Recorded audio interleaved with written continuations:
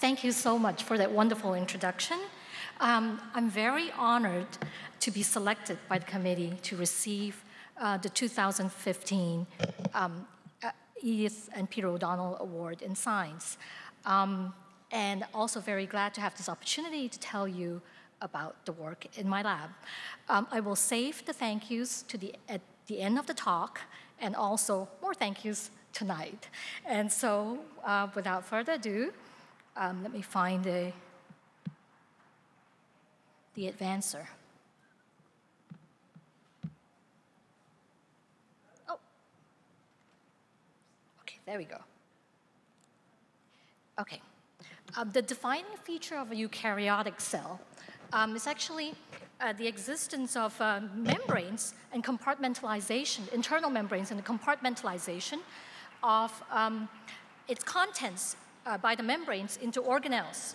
The largest organelle, of course, is of course the nucleus, which is shown here by the large cutaway purple sphere in the middle of the cell.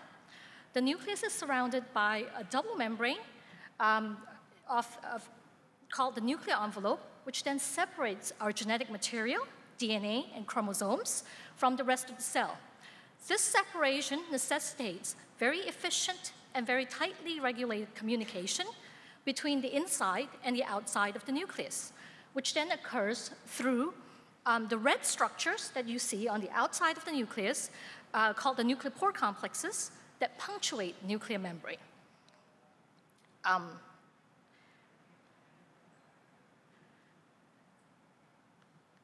So basically, here are a couple of artist renditions of the nuclear pore complexes. On the left is a surface view of the nuclear pore complexes. You can see that there could be tens to thousands of nuclear pore complexes in the nucleus of a cell. And on the left is a side view showing what a single nuclear pore complex looks like. The nuclear pore complex is about 30 megadalton in size and contains about 30 different proteins and multiple copies of those proteins. The pore allows passive exchange of ions and small molecules and actually small proteins, but larger proteins and nucleic acids are actively excluded and cannot be transported through the nuclear pore complex, but actually needs to bind to special transporters to be actively taken through the nuclear transporter in and out of the nucleus. So protein cargoes that go through the nuclear pore complex contain within their polypeptide chains targeting signals that Robert Curl had referred to that are zip codes, that basically act like zip codes. These signals, that we call them signals, direct the cargoes in and out or out of the nucleus. A signal that directs a protein into the nucleus is generally called the nuclear localization signal, or NLS. A signal that directs a protein out of the nucleus is called the nuclear export signal, or NES. Signals are often found at the termini of a protein or within internal loops. So the majority of protein traffic in and out of the nucleus is mediated by this family of protein transporters called the Karyopherins, which are also commonly known as importans and exportins. In the pie chart over here, in blue are the importans, in orange are the exportins, in purple are the bidirectional transport factors, and in yellow are the two that have not been studied yet. Each Karyopherin transport unique subsets of cargoes through recognition of distinct signals. And even though there are about 10 of the blue and purple guys, so 10 different importans, which suggests that there should be at least 10 different types of NLS, or nuclear localization signal. For the longest time, that is since the 1980s, there was only one kind that was known, the kind that we refer to as the classical NLS that you see up there. That is recognized by the important Karyopherin beta-1 system. In 2006, we discovered the second class of NLS that we named the PY-NLS, which is very different. And I'll talk a lot about this in a while. And that's recognized by a different important called the Karyopherin beta-2, also known as transportin. In export, that's the orange guys over there, there's only one class of nuclear export signals that are known, the NES, and it's the one that's recognized by the exporter CRM1 or CRM1. Recently, fortunately for us, Both transport systems that my lab focus on, that's the Karyopherin beta 2 and also the CRM1 system, have become medically important as the PY-NLS was found to be mutated in a subset of familial ALS, and CRM1 has become a target for structure-based development of anti-cancer drugs.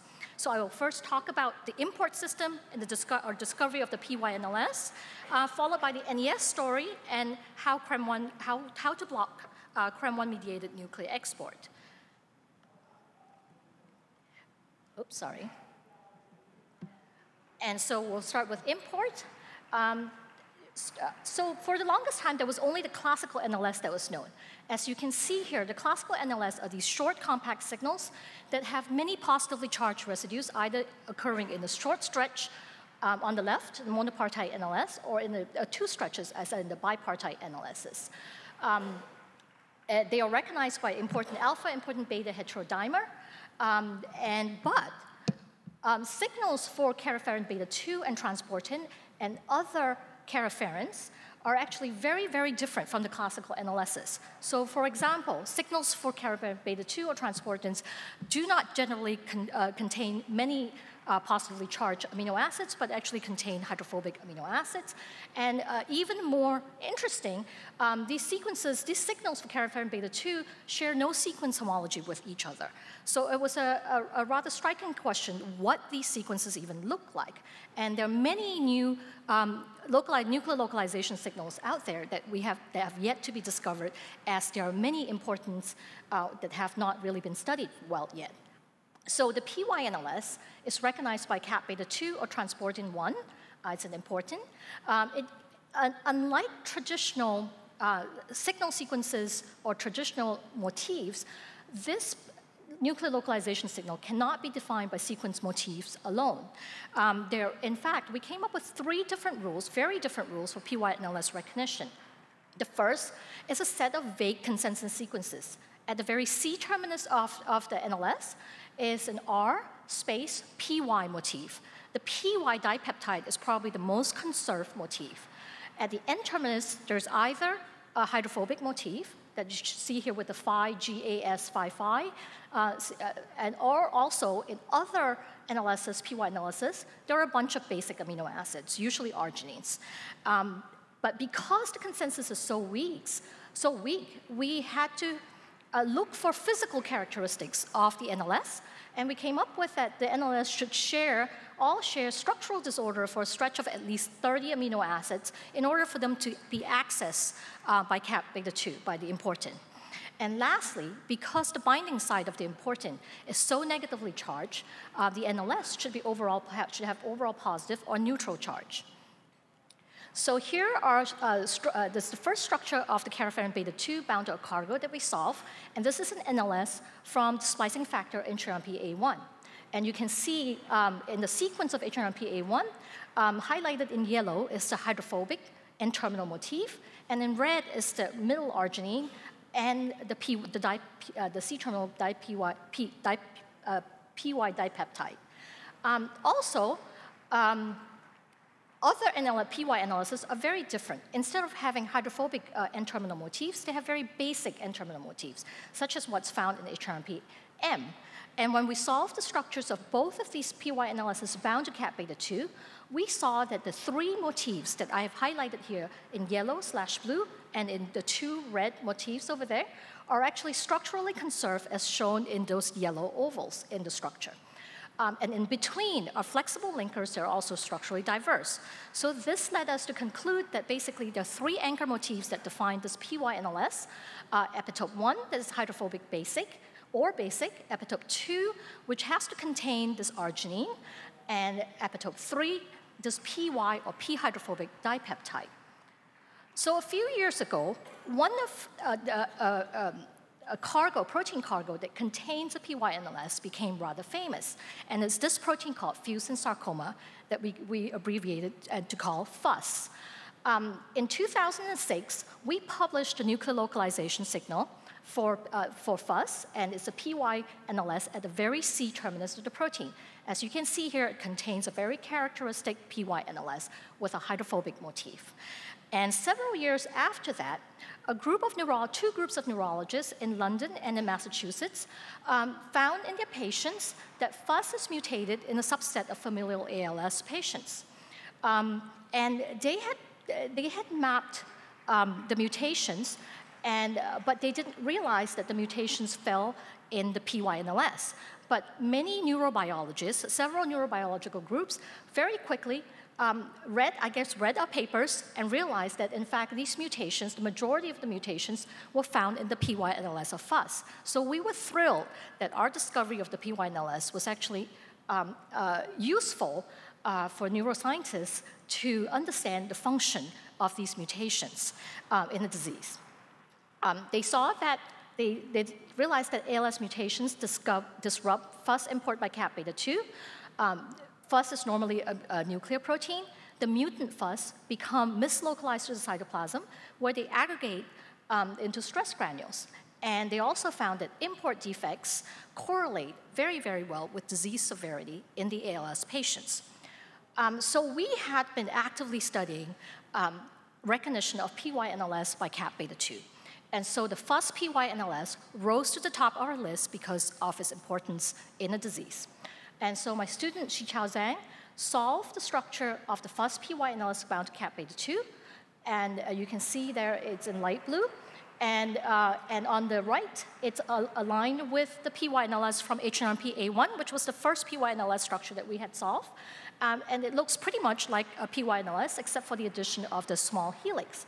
And interestingly, the three epitopes that are common to all PY-NLSs are shown here are also conserved in FUS. But more importantly, we could now have access to exactly what the ALS mutation sites look like from the structure. And shown here are basically structures of all the ALS mutation sites, and the majority of them are found in the PY-NLS, and we can see where they all are.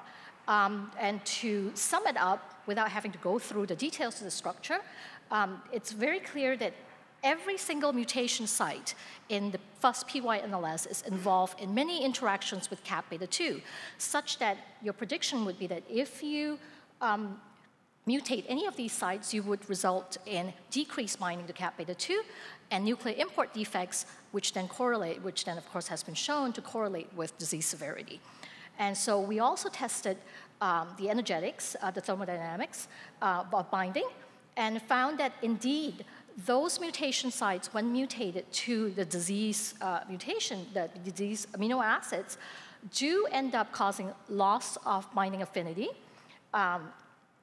loss of binding energy, and the loss of binding energy correlates very well with the mislocalization in cells, as seen below in the chart below.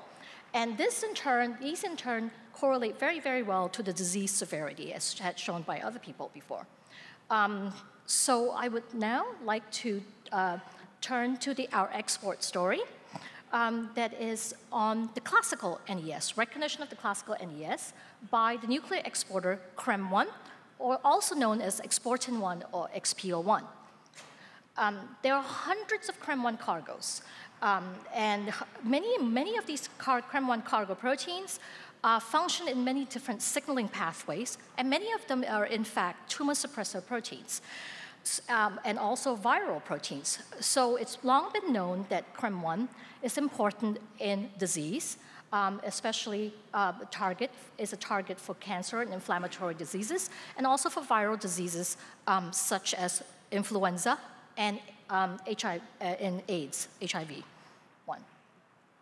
So CRM1 and cancer, how does this come about? So many CRM1 cargos have been shown to be misregulated and mislocalized to the cytoplasm in cancers. And as I mentioned, many of them are tumor suppressor proteins.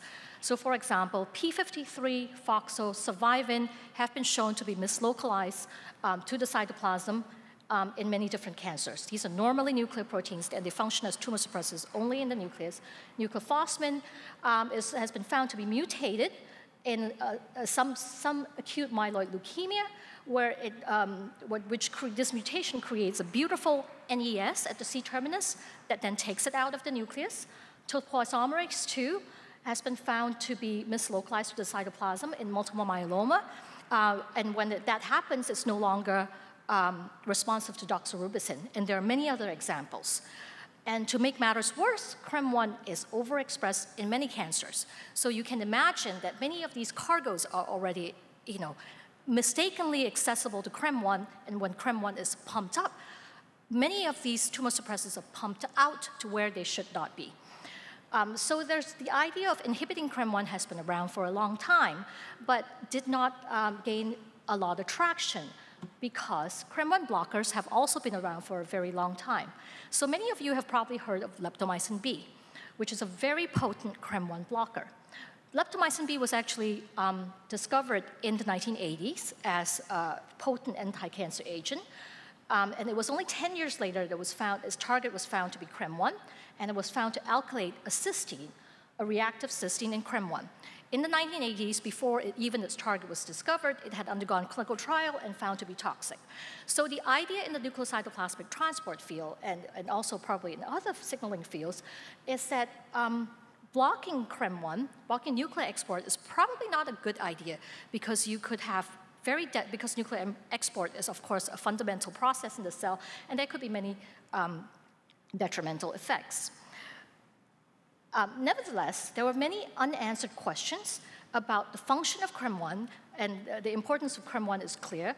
And so we and others have set about to solve the structure of CRM1 bound to a cargo for a very long time. We started in 2003 and did not succeed till 2009.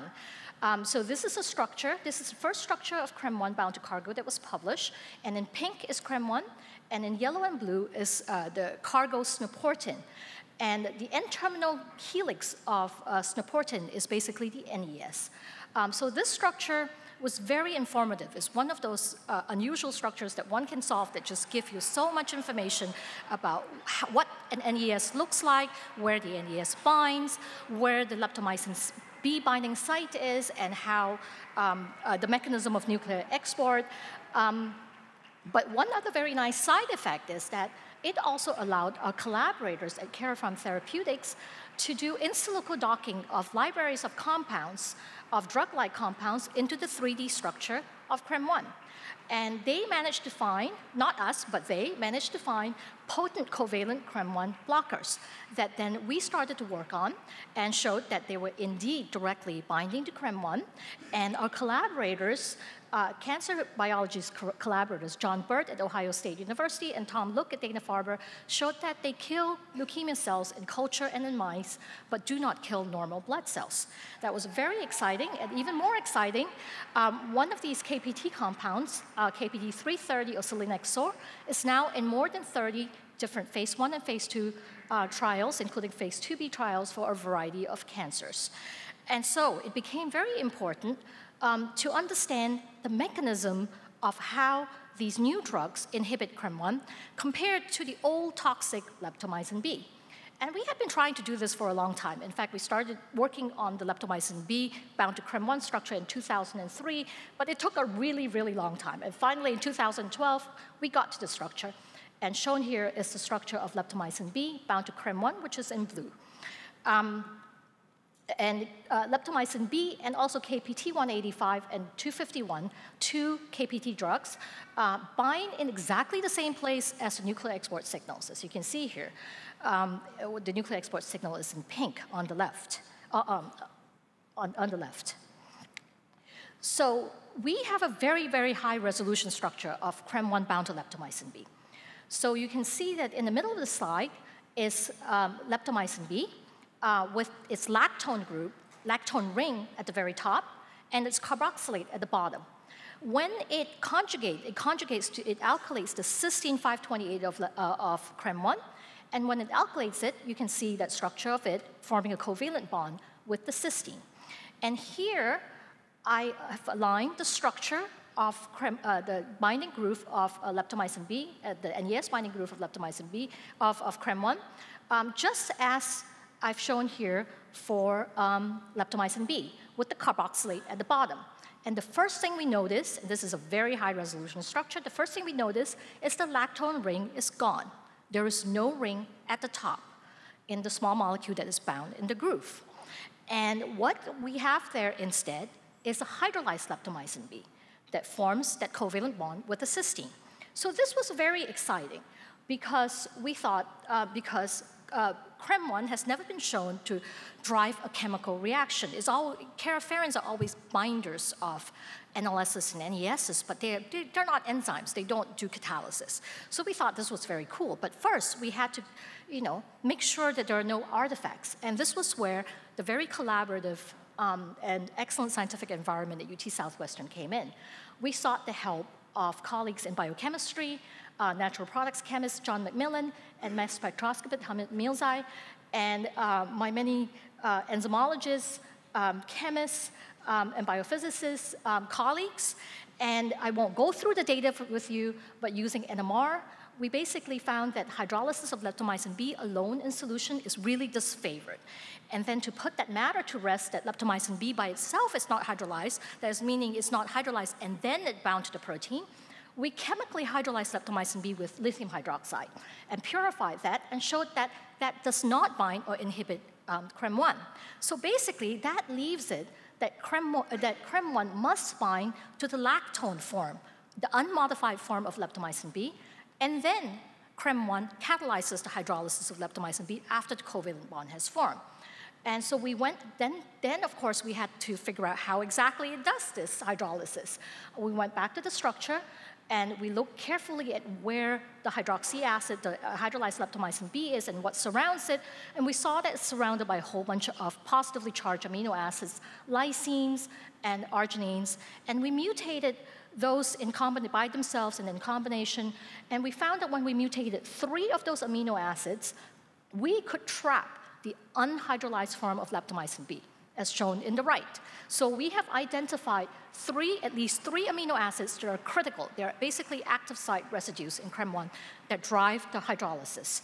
And so basically, the CRM1 groove residues, these CRM1 groove residues form an oxy-anion hole that drive the catalysis. And we also saw in our structures that there is a water that resides right above the carbonyl of this lactone ring, such that it's poised to be a nucleophile. And so the upshot is that leptomycin B is first conjugated through a microreaction to CRM1, to the cysteine of CRM1, and then is hydrolyzed. So now we have the structure of leptomycin B, and we wanted to compare it to the KPT compounds that we know are well tolerated in animals and in humans, whereas leptomycin B is very toxic. So we also solved the structure of the KPT compounds, as I showed you earlier. And now the KPT compounds in leptomycin B actually share the very same enone groups, as you can see here. They share the same sort of active reactive moiety. They're both Michael acceptors that form the covalent bond with cysteine. And so, but the KPT-185, when it's bound to CRM1, is not hydrolyzed. And we can understand that very well because it's deep in the groove, away from nucleophiles, and basically in the region where the oxyanion hole is far away from it. So, but this also basically alerted us to think about what are the consequences of hydrolysis. Maybe it has something to do with toxicity, a lack of toxicity in one compound versus the other. So we started thinking about this consequence of enone hydrolysis. So we're looking here at covalent bond formation to the cysteine, and also the reverse reaction of breaking that covalent bond. And we realized that the making of the covalent bond is probably not relevant. Hydrolysis is not relevant to this process because hydrolysis happens after the covalent bond is formed. But it is the reverse reaction that may be very relevant because hydrolysis may, in fact, be very important for the reverse reaction. So then we went to our chemist friend, Joe Reedy, and asked him, could this be the case? And he says, of course, that alpha proton in the enone group would be very different in the two cases, hydrolyzed and unhydrolyzed. And it would suggest that this hydrolyzed leptomycin B would not reverse as well as if it was not hydrolyzed. And so basically, enone hydrolysis should decrease conjugation. And so we set about to test this experimentally, and we showed that basically leptomycin B I won't go through the details of the experiment with you, but we showed that basically leptomycin B, when it binds to CRM1, and then you put it in a dialysis tube to remove excess leptomycin B, and then you test the activity of that CRM1 later after 24 hours, it's still completely inhibited. None of the leptomycin B ever fell off. None of the covalent bond that was made was broken in 24 hours. But that's not true of KPT-185. With KPT-185, after 24 hours, about 30 to 50% of it has reversed. And we could also test leptomycin B with a CRM1 mutant that cannot hydrolyze leptomycin B. And here we found that leptomycin B can also reverse because it was not hydrolyzed. So the upshot is that we have found that leptomycin B binds CRM1 irreversibly, whereas the KPT compounds are slowly reversible. So this was highly unexpected. We all went in thinking that leptomycin B and the KPT compounds would have similar mechanisms of action, and then through structural biology and biochemistry, we found that they indeed act differently. And so this probably has very important consequences in the tolerance of the two drugs in patients, because leptomycin B goes on and never comes off, and your cells get arrested, normal cells get arrested, but they never recover from it, whereas KPT-185 allows normal cells to recover, but cancer cells get sent to apoptosis within that time frame of inhibition. So I would like to thank my import team. Brittany, Arturo, Hongmei, and Katie are my first-generation import team who discovered the PY-NLS. Shi Chao worked on the PY-NLS, the FUS PY-NLS, and studied the ALS mutations. And my export team, Lori Jackson, started the project in 2003. Xu-Hua and Ani finished the project in 2009.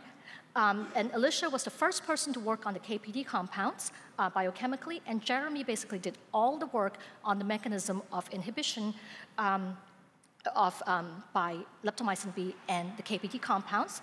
And I would like to thank my many collaborators, Beatrice Fontura, who's our cell biology collaborator and old friend at UT Southwestern, John McMillan and Hamid, both in biochemistry at Southwestern, my colleagues at Karyopherins, Sharon and Yossi, who have been tremendous fun to work with, Tom Look, John Bird and their colleagues at the Dana-Farber and OSU respectively, and Nick Grisham and Ryan Potts, who are here working on projects that I have not talked about today, thanks to my funding sources, especially to NIH, CPRIT, and Leukemia Lymphoma Society.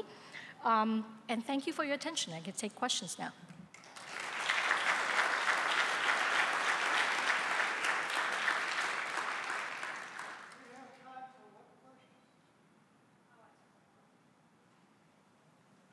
I think in the beginning you talked about leptomycin doing alkylation.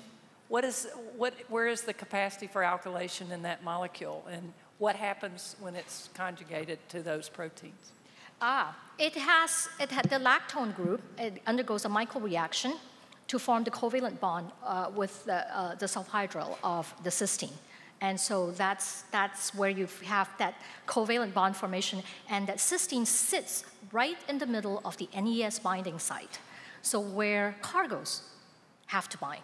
So leptomycin B and any other drugs that target that cysteine would block nuclear export by CRM1.